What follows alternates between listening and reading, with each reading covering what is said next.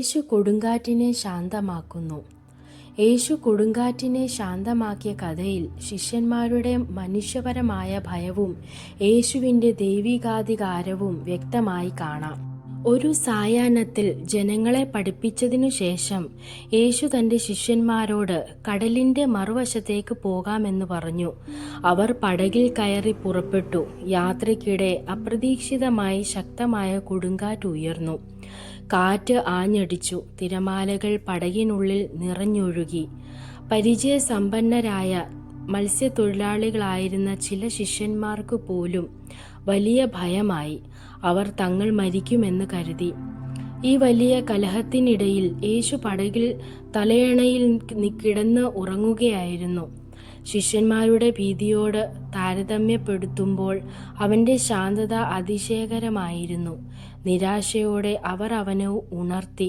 അപ്പോൾ യേശു എഴുന്നേറ്റു, കാറ്റിനോടും തിരമാലകളോടും ശാന്തമാവുക എന്ന് കൽപ്പിച്ചു.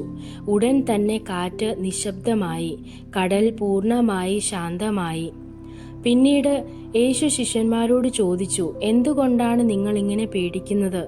നിങ്ങൾക്കിന്നും വിശ്വാസമില്ലയോ എന്നായിരുന്നു അവൻ്റെ ചോദ്യം.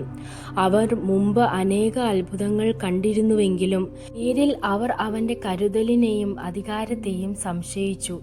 ഭയം അവരുടെ കണ്ണുകൾ അടച്ചു. ആശ്ചര്യത്തോടും വിസ്മയത്തോടും കൂടി അവർ തമ്മിൽ പറഞ്ഞു, ഇവൻ ആരാണ്? കാറ്റും കടലും അവനെ അനുസരിക്കുന്നു.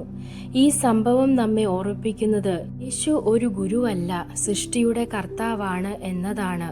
കാറ്റും കടലും അവൻ്റെ വാക്കുകൾക്ക് കീഴടങ്ങുന്നു.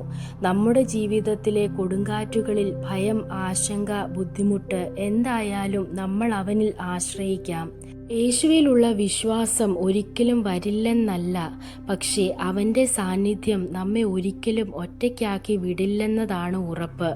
കലഹത്തിനിടയിൽ പോലും അവൻ സമാധാനം നൽകുന്നു. ദൈവം നിങ്ങളെ അനുഗ്രഹിക്കട്ടെ.